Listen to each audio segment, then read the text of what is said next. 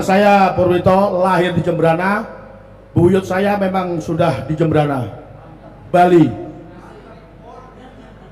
Oke, pertanyaan? Pertanyaan saya untuk Yai Alawi.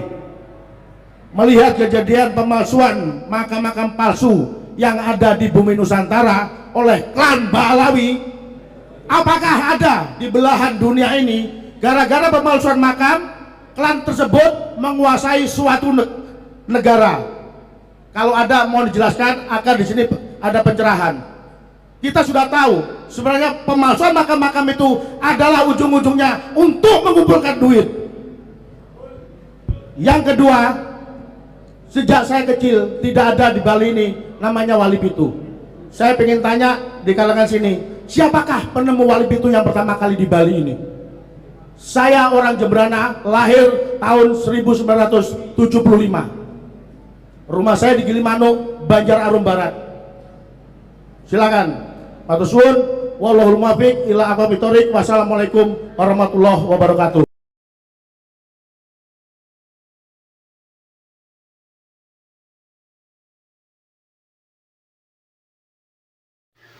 Assalamualaikum warahmatullahi wabarakatuh.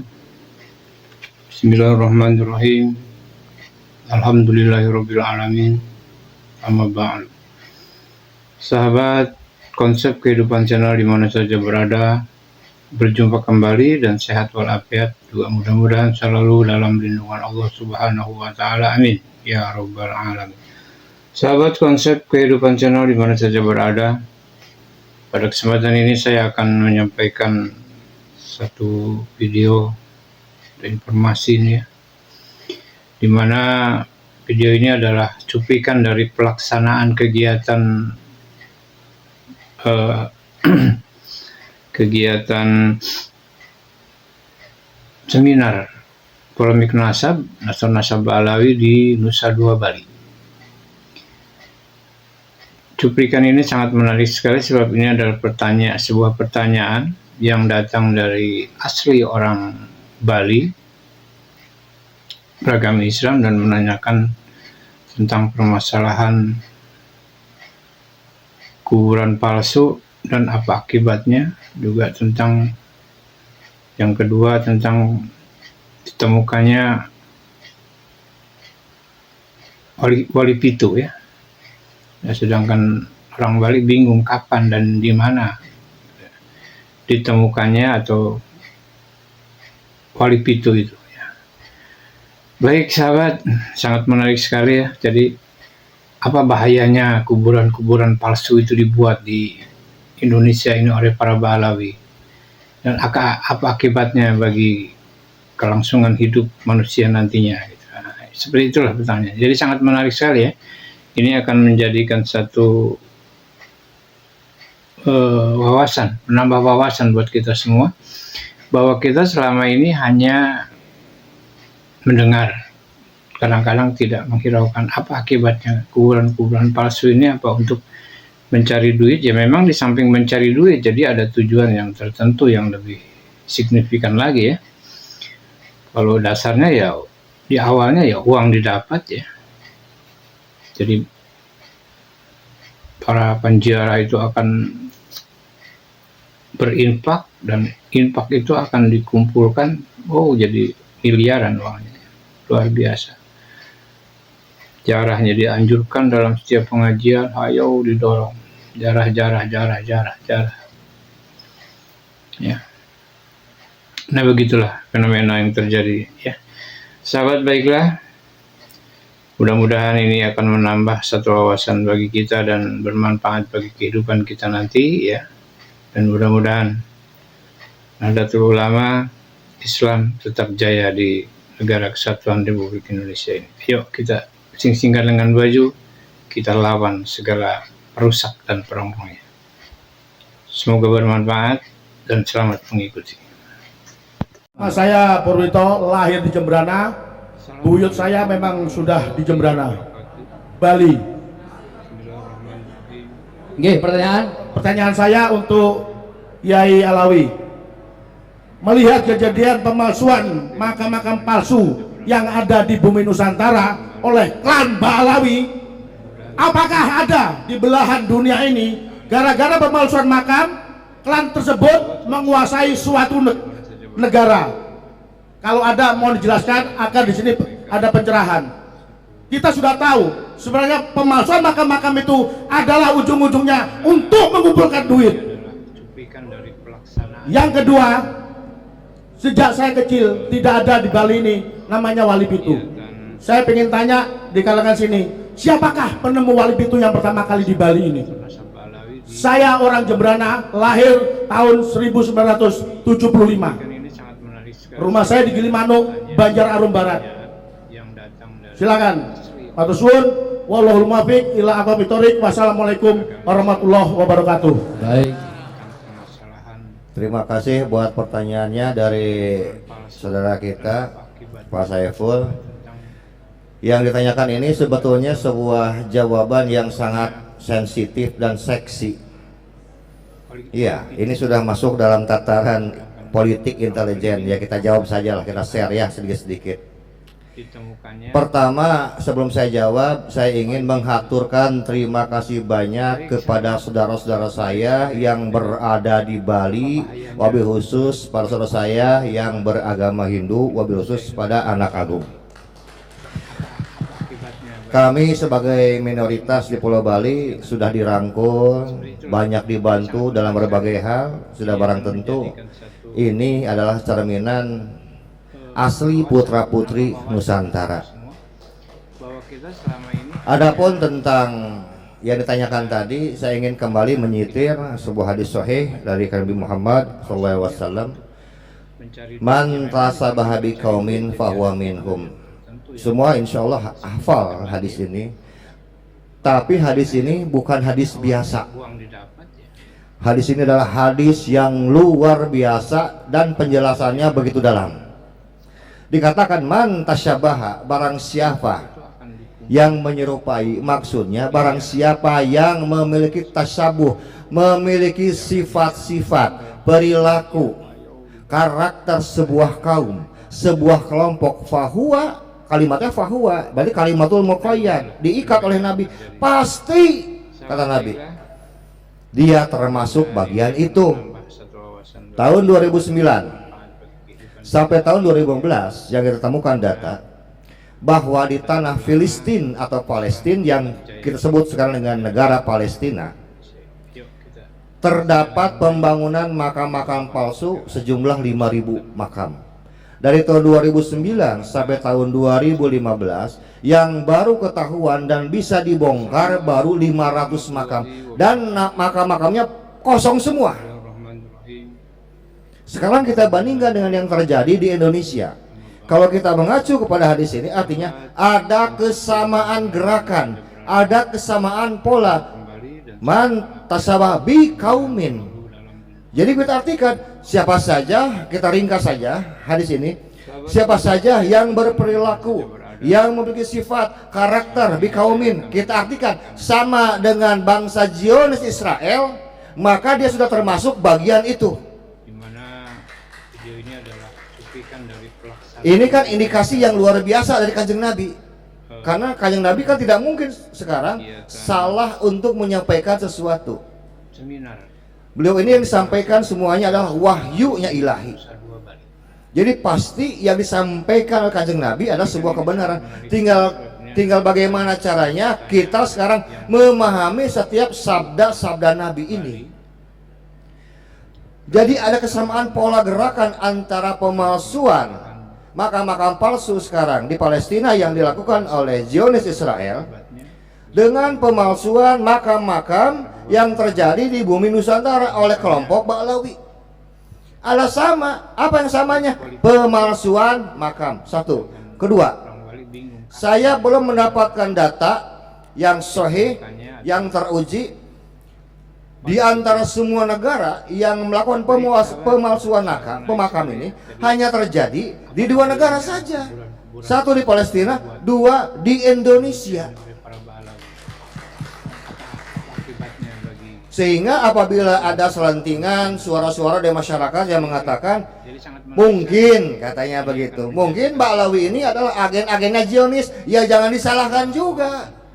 Karena apa? Ada kesamaan pola Bahwa gerakan. kita selama ini hanya Lalu mengapa sekarang dengar, kadang-kadang tidak mungkin. Zionis Israel harus melakukan sekarang pembangunan makam-makam palsu? Ya, memang di samping mencari duit, Satu tidak ada jawabannya, tujuan. untuk membuktikan eksistensi nenek moyang mereka sudah ada ribuan tahun yang lalu. Ya, uang didapat ya. Agar apa? Agar mudah mengklaim ini adalah bangsa leluhur kami. Dan ini pula yang 100% identik dilakukan oleh kelompok Ba'lawi di Nusantara. Luar biasa. Tadi dikatakan wali pitu di Bali. Pengajian, Kan wali itu di Bali bukan hanya 7. jarah. Wali pitu kemudian dibalawikan. Hati-hati, nanti bukan jadi wali pitu, wali nipu Sahabat baiklah, Balawi itu. mudah-mudahan Ini ada penipuan, tadi saya sudah bilang pagi-pagi bahkan kemarin bermanfaat bagi kehidupan kita. kepada Pak Haji Suryadi dan juga pada Mudah-mudahan Romo Kiai Nahdlatul Rais Ulama Am kita. Islam tetap Saya negara kesatuan. itu bagus Haji Moge dan juga Ki Imat ingin melakukan pengecekan, penyelidikan. Kita ingin check and recheck. Kita ingin melakukan riset Bermanfaat dan selamat mengikuti.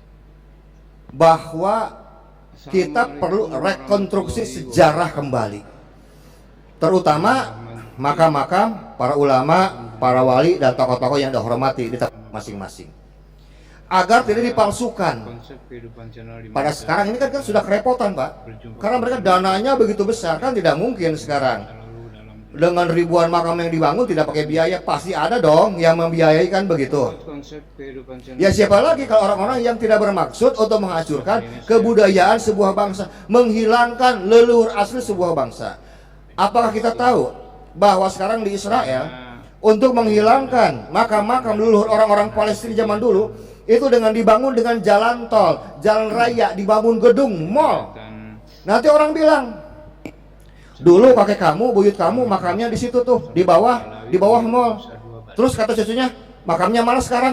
Iya, di bawah mall. berikan ini Bisa jadi bukti? menarik sekali sebab ini adalah Nggak bisa, sebuah karena yang terlihat mallnya. datang dari asli orang Bali. Sekarang kita bilang, mana makam mbah kita? Beragam Ini Islam dan menanyakan Raden Anu, tentang permasalahan Raja Anu, diganti Habib Abdurrahman misalnya akibatnya bin Yahya, jadi Assegaf, jadi Habsyi. Padahal nama dulu yang dikenal oleh penduduk asli tidak seperti nama yang sekarang dikenal. wali pitu ya.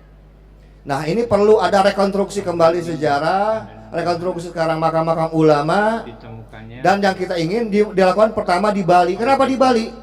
Karena semua mata dunia memandang kepada Pulau Bali. Kalau Bali bergetar, insya Allah dunia akan bergetar. Ini yang ingin saya inginkan dimulai dari Bali. Kita akan kumpul semua manuskrip, tempatnya bagi kita akan susun. Dan kalau sudah selesai, insya Allah kita akan adakan bedah buku rekonstruksi sejarah Indonesia dimulai di Bali dengan makam wali-wali pitu.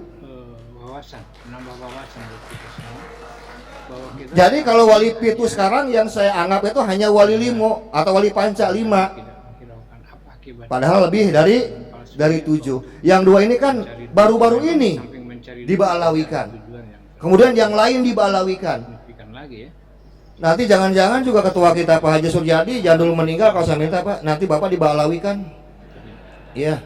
Bahaya. Mereka ini semua dibalawikan karena ingin menguasai Nusantara. Caranya apa? Pertama, bukan dengan membangun makam-makam palsu. Kembali kita mundur kepada abad 19. Arahnya dianjurkan dalam setiap Ketika VOC pemerintah Hindia Belanda begitu kerepotan untuk menghadapi perjuangan yang begitu gigih dari orang-orang muslim yang ada di Aceh. Sahabat baiklah, Kemudian turunkanlah Snoek Hurgronje. bagi kita dan Waktu itu Konfederasi Eropa dan mudah-mudahan mendidik dengan sangat baik 2 agen. tetap jaya. Yang satu untuk menghancurkan Islam di Mekah dengan menurunkan yang namanya Hemper. Kita lawan. Ini agen istimewa, agen spesial yang berasal dari Inggris. Semoga bermanfaat. Dan yang kedua adalah Snoek Hurgronje. Mereka itu satu kelas, satu bangku yang disimpan di 2 tempat yang berbeda. Dan Snoek Hurgronje untuk penghancuran Islam yang berada di Nusantara. Alhamdulillah. Apa yang dilakukan? Setelah dilihat, oh, orang Islam ini patuh benar sama kiainya. Satu. Berjumpa kembali dan Maka dibuatlah adu domba antara kiai dengan kiai. Amin. Ya. kiai dengan kiai, lemah, terpecah belah, tercerai. Para pengikut-pengikut para kiai. Pondok ini ikut kiai ini, pondok ini ikut kiai. Akhirnya bisa dikuasailah Aceh dengan taktik licik Snuk Urgronya. Setelah itu ditariklah ke Betawi, kan ada pertempuran, perjuangan yang luar biasa dari para kiai, ulama-ulama thariqah yang berada di Banten, sehingga ratusan ulama ditembak dan digantung di lapangan. Atas jasa siapa? Atas jasa Utsman bin Yahya. Jadi Utsman bin Yahya itu saya tidak setuju, mohon maaf Kiai. Utsman bin Yahya itu bukan pengkhianat, tapi pengkhianat sekali. Pengkhianat banget. Bukan cuma pengkhianat. Ditempatkanlah di Batavia yang sebelumnya beliau sudah melakukan ekspansi dulu dari Batavia ke Tanah Priangan, Jawa Tengah, Jawa Timur, kemudian mundur lagi balik karena daerah-daerahnya ternyata cukup kokoh, cukup kuat akan urusan antara murid dengan kiainya. Mundur, dan ternyata yang paling lemah dan yang paling bisa diprovokasi adalah di Betawi, dan diangkatlah menjadi mufti Betawi. Dan untuk melemahkan sekarang derajat sosial para kiai yang disebut dengan kiai, ustadz, ajengan dan sebagainya, maka pemerintah VOC memberikanlah gelar Habib kepada imigran Yaman. Maksudnya apa? Untuk menempatkan bahwa gelar Habib ada gelar yang lebih tinggi dibandingkan para ulama, kiai, ajengan, ustadz yang ada di Nusantara. Satu. Dua, untuk melemahkan strata sosial para raden, para bangsawan yang sudah memiliki harta kekayaan dan kekuasaan di daerahnya, sehingga secara otomatis semua para kiai, ustadz, ajengan, raden mas itu bagus, semua menjadi budak-budaknya habaib. Dan terbukti ajar itu masih terasa dan ampuh sampai saat ini. Betul? Jadi sengaja dibuat untuk merendahkan harkat dan martabat putra-putra terbaik bangsa Indonesia. Dan ini harus saya sampaikan. Jadi kita tidak perlu menghormati yang namanya Habib, itu nggak ada. Kalau saya menyitir sekarang sebuah hadis qudsi yang terdapat dalam kitab tafsir Al-Qurtubi, ada sebuah pembicaraan yang sangat indah dan sangat romantis antara Allah dengan kanjeng Nabi Muhammad SAW. Semoga bermanfaat. Allah berfirman kepada Nabi Muhammad SAW, Ya Muhammad, Assalamualaikum warahmatullahi wa ma arsalnaka illa rahmatan lil alamin. Wahai Muhammad, tidaklah aku utus engkau kecuali sebagai rahmat untuk sekalian alam.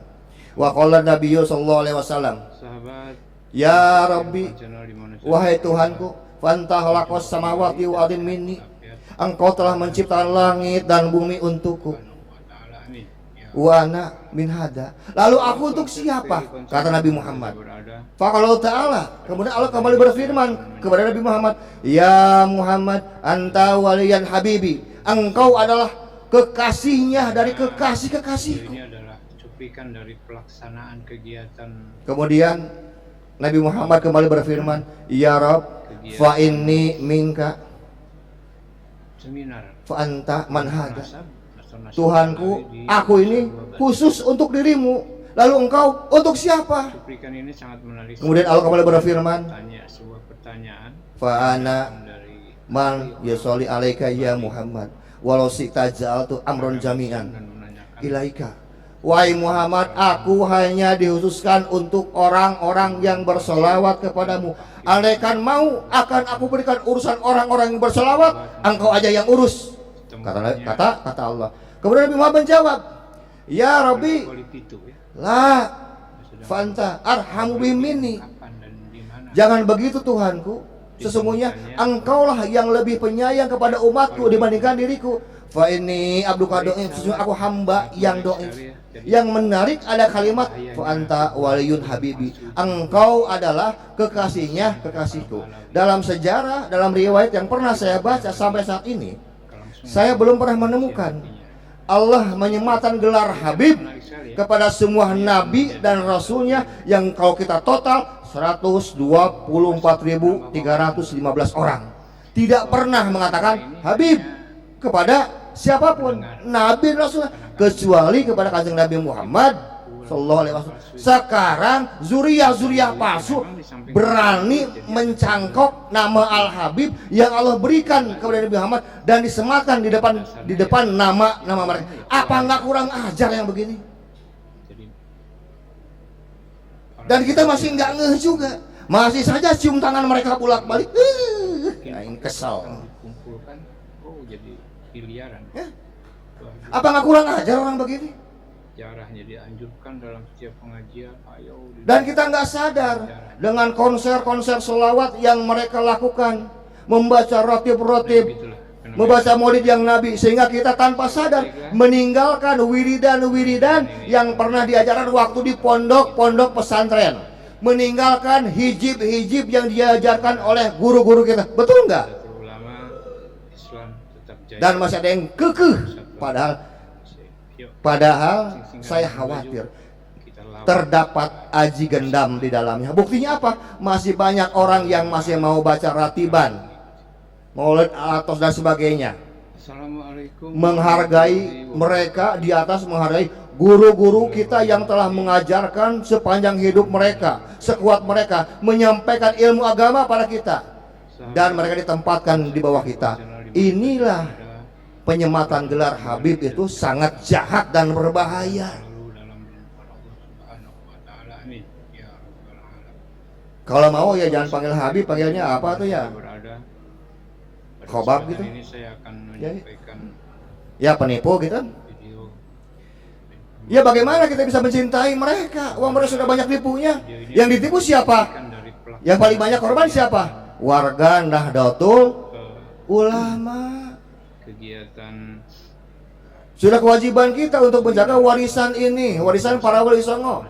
Kalau bukan kita mau siapa lagi? Kita mau anak cucu kita jadi korban mereka nanti? Ya jelas gak mau. Karena itu kita harus mengambil kesempatan yang baik ini dengan wasilahnya guru kita semua, Kiai Haji Usman, Kiai Haji Madudin Usman, dengan tesis awalnya yang begitu booming, menggemparkan bumi. Kanjeng Nabi Muhammad SAW pernah bersabda, man futiya babu minal khairi fa in taizu fa innahu la tadibatu yaku anhu. Barang siapa orang yang dibukakan pintu-pintu kebaikan olehnya, maka cepat segera mengambilnya, karena ia tidak tahu kapan pintu itu akan segera ditutup bagi dirinya. Ini bicara kesempatan. Kalau kita ingin membangun kembali merekonstruksi sejarah kemuliaan, keagungan Nahdlatul Ulama, mengangkat kembali derajat-derajat kayak kita, inilah saatnya. Karena itulah dibentuklah PWI Laskar Sabilillah. Dan inilah berhubungan dengan Hari Santri. Kan dengan tafsir gampang mas, santri teh matahari, san matahari, tri teh tiga. Inilah gerakan matahari ketiga. Kenapa? Cahaya PBNU sedang redup, Jatman sedang redup. Pindah kemana? Pindah kepada perjuangan Wali Songo Indonesia Laskar Sabilillah. Jadi gerakan ini adalah gerakan matahari ketiga. Jadi jangan kaget kalau kedepannya cahaya kita betul-betul mampu menyinari orang-orang yang selama ini belum mampu melihat kebenaran dengan sebenar-benarnya. Mungkin begitu Pak Saiful, hatur nuhun.